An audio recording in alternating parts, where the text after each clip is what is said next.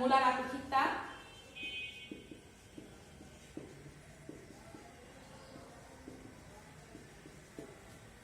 এবং আরেকটি হচ্ছে স্থির আয়তনে অর্থাৎ কনস্ট্যান্ট অফ ভলিউম, স্থির আয়তনে মোলার আপেক্ষিক তাপ। গ্যাসের দুই আপেক্ষিক তাপ, একটা হচ্ছে স্থির চাপে মোলার আপেক্ষিক তাপ যাকে আমরা সিপি দিয়ে প্রকাশ করব, সি এবং তার নিচে ছোট করে পি। স্থির আয়তনে মোলার আপেক্ষিক তাপ একে আমরা সিভি দিয়ে প্রকাশ করব। গ্যাসের এই দুই আপেক্ষিক তাপ দুই প্রক্রিয়ায় সম্পন্ন হয়, একটিতে চাপ স্থির রেখে এবং অপরটি হচ্ছে আয়তন স্থির রেখে। চাপ স্থির রেখে যখন এক মোল গ্যাসের তাপমাত্রা 1 কেলভিন পরিমাণ বাড়ানো হয় তখন ওই তাপশক্তিটাকে আমরা বলবো স্থির চাপে মোলার আপেক্ষিক তাপ। আর স্থির আয়তনে আপেক্ষিক তাপ, আয়তন স্থির রেখে এক মোল গ্যাসের তাপমাত্রা 1 কেলভিন বাড়াতে যতটুকু তাপশক্তি প্রয়োজন তাকে আমরা বলবো স্থির আয়তনে আপেক্ষিক তাপ। কিন্তু মজার বিষয় দেখো, স্থির চাপে আপেক্ষিক তাপ এবং স্থির আয়তনে আপেক্ষিক তাপ সিপি এবং সিবি মানের দিক দিয়ে কিন্তু সমান না। সিপি এবং সিবি মানের দিক দিয়ে সমান না। সিবি অর্থাৎ স্থির আয়তনে আপেক্ষিক তাপের চেয়ে স্থির চাপে আপেক্ষিক তাপ এটার পরিমাণ কিন্তু বেশি, একটু বেশি। কতটুকু বেশি সেটুকু আমরা একটু দেখি। সরাসরি তোমাদের বইতে সূত্র আছে সিপি মাইনাস সিবি সমান আর, অর্থাৎ আর এর মান আমাদের জানা আছে, আর সমান 8.31 জুল পার মোল পার কেলভিন। প্রথম পর্বে দশম অধ্যায়ে তোমরা সার্বজনীন গ্যাস ধ্রুবক আর সম্পর্কে ধারণা পেয়েছো। সেখানে আর এর সুন্দরভাবে মানটা দেওয়া আছে 8.31 joule per mole kelvin per kelvin. তাহলে সিপি সিবি এর থেকে কতটুকু বেশি? সিপি মাইনাস সিবি সমান 8.31। স্থির চাপে আপেক্ষিক তাপ স্থির আয়তনে আপেক্ষিক তাপের থেকে একটু বেশি। এর কারণও আছে, বইতে সুন্দরভাবে দেখবা সিপি গ্রেটার সিবি কেন, কোনো কোনো বইতে সরাসরি লেখা আছে সিপি গ্রেটার সিবি কেন। দেখো সিপি অর্থাৎ কনস্ট্যান্ট অফ প্রেসার, যখন চাপ স্থির রেখে আমরা যখন এক মোল গ্যাসের তাপমাত্রা 1 কেলভিন পরিমাণ বাড়াবো তখন সিস্টেমে আয়তন স্থির থাকছে না। আমরা কিন্তু আয়তন স্থিরের কথা তখন বলছি না, শুধু চাপ স্থির। তার মানে আমি যখন কোনো সিস্টেমে তাপশক্তি দিয়ে তার তাপমাত্রা 1 কেলভিন পরিমাণ বাড়াতে যাব তখন সিস্টেমের গ্যাসটা প্রসারিত হবে। প্রসারিত হওয়ার জন্য তার কিছু অতিরিক্ত তাপশক্তির প্রয়োজন হবে এবং তারপরে তার তাপমাত্রা 1 কেলভিন পরিমাণ বৃদ্ধি করবে। তাহলে এখানে দেখা যাচ্ছে যে সিপি তে আমার দুটি কাজ সম্পাদিত হচ্ছে। এখানে কাজ হচ্ছে দুইটি, এবং এই দুইটি কাজ সম্পাদন করতে গিয়ে এখানে কিছুটা তাপশক্তি বেশি নিচ্ছে গ্যাস। কিন্তু যখন সিপি এক কনস্ট্যান্ট অফ ভলিউম, অর্থাৎ যখন আয়তন কনস্ট্যান্ট, তখন আয়তনটা কনস্ট্যান্ট অলরেডি আমরা বলে দিচ্ছি সংজ্ঞার ভিতরে। তার মানে এখানে আয়তন বাড়ার কোনো সুযোগই নেই। শুধুমাত্র তাপমাত্রা 1 কেলভিন বাড়ানোর জন্য যতটুকু তাপশক্তির প্রয়োজন এই প্রসেসে গ্যাস তাই নেবে, ততটুকু তাপশক্তি নেবে। এই কারণে সিবি থেকে সিপি কিছুটা বেশি। এখন আসা যাক মূল কথায়, যে জন্য আমি আপেক্ষিক তাপ সম্পর্কে তোমাদের ধারণা দিলাম। সিপি এবং সিবি অর্থাৎ এই দুই আপেক্ষিক তাপের যে অনুপাত সিপি বাই সিবি, এটি গামা দিয়ে সূচিত করা হয়। সিপি এবং সিবি অর্থাৎ গ্যাসের দুই আপেক্ষিক তাপের অনুপাত, এর অনুপাতটাকে গামা দিয়ে সূচিত করা হয়। এই গামার মান বিভিন্ন গ্যাসের ক্ষেত্রে বিভিন্ন, অর্থাৎ এক পারমাণবিক গ্যাসের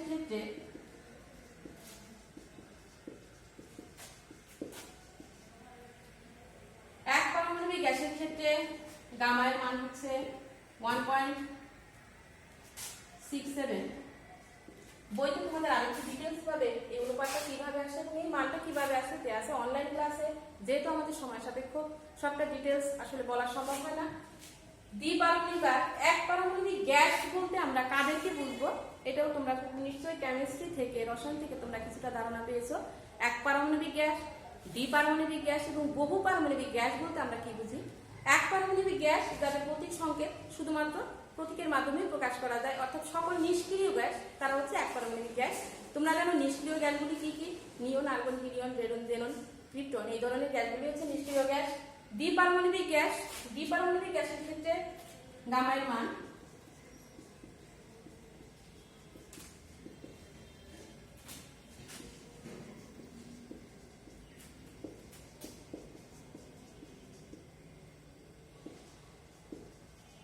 গ্যাসের ক্ষেত্রে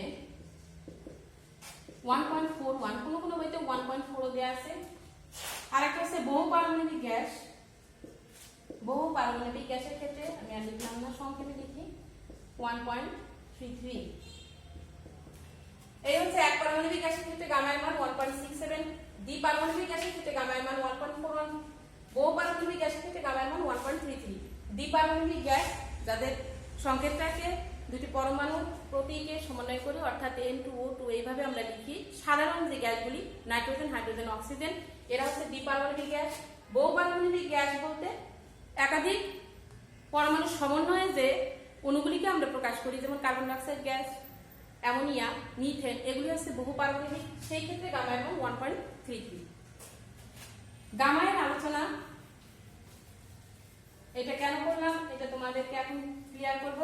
অর্থাৎ রুদ্ধতাপীয় প্রক্রিয়ায় আমি একটা প্রশ্ন এখানে লিখেছি, রুদ্ধতাপীয় প্রক্রিয়ার লেখ সমষ্ণ প্রক্রিয়ার লেখ অপেক্ষা অধিক খাড়া কেন? সেই ক্ষেত্রে সমষ্ণ প্রক্রিয়ায় আমরা জানি PV ইকুয়াল টু ধ্রুবক বা কনস্ট্যান্ট, কিন্তু রুদ্ধতাপীয় প্রক্রিয়ার ক্ষেত্রে ভিন্ন। রুদ্ধতাপীয় প্রক্রিয়ায় T⁵ ইকুয়াল টু ধ্রুবক। দেখো এখানে তোমরা ডিফাইন করো, আলাদা করো। সমষ্ণ প্রক্রিয়ায় PV ইকুয়াল টু ধ্রুবক বা কনস্ট্যান্ট, রুদ্ধতাপীয় প্রক্রিয়ায় P⁵ ইকুয়াল টু ধ্রুবক। পার্থক্য শুধু এইটুকুই, অর্থাৎ একটা গামায়ের পার্থক্য সমষ্ণ প্রক্রিয়ার লেখ এবং রুদ্ধতাপীয় প্রক্রিয়ার লেখ, এদের ভিতরে যে ডিফারেন্সটা একটু গ্রাফিক্যালি আমরা দেখি। যদি এইদিকে আঁকি,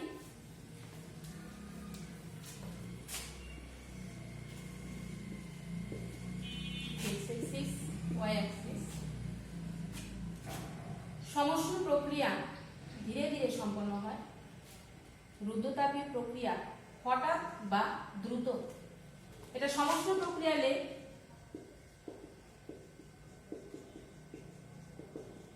এটা হচ্ছে রুদ্ধতাপীয় প্রক্রিয়া।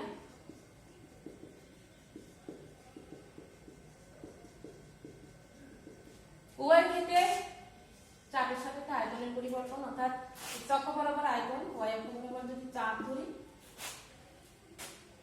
চাপ বৃদ্ধি, আয়তন হ্রাস। সমষ্ণ প্রক্রিয়ায় চাপের সাথে আয়তনের পরিবর্তনটা অত্যন্ত ধীরে ধীরে সম্পন্ন হয় এবং রুদ্ধতাপীয় প্রক্রিয়ায় চাপের সাথে আয়তনের পরিবর্তনটা হঠাৎ বা খুব দ্রুত সম্পাদিত হয়। এই কারণে সমষ্ণ প্রক্রিয়ায় PV সমান ধ্রুবক এবং রুদ্ধতাপীয় প্রক্রিয়ায় P⁵ সমান ধ্রুবক। এইটুকু পার্থক্য লেখের মাধ্যমে তোমাদের প্রতি ব্যাখ্যা করা আছে এবং গাণিতিকভাবে এই দুটার থেকে দেখানো আছে যে রুদ্ধতাপীয়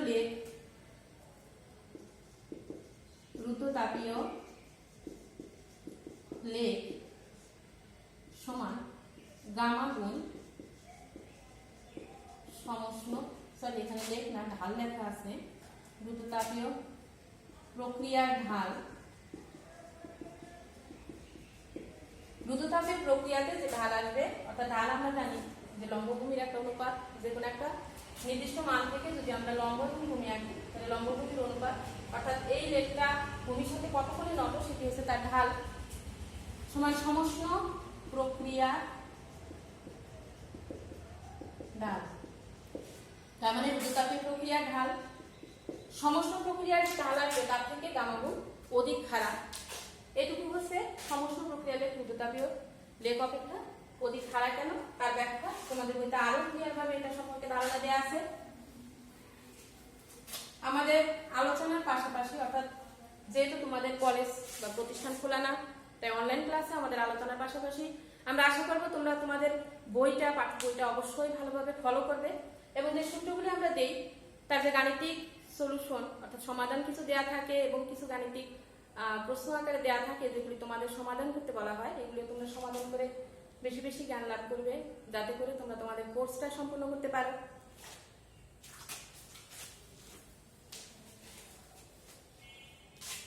শিক্ষার্থী বন্ধুরা, আজ এ পর্যন্তই। আশা করি আমার ক্লাসটা তোমাদের ভালো লাগবে।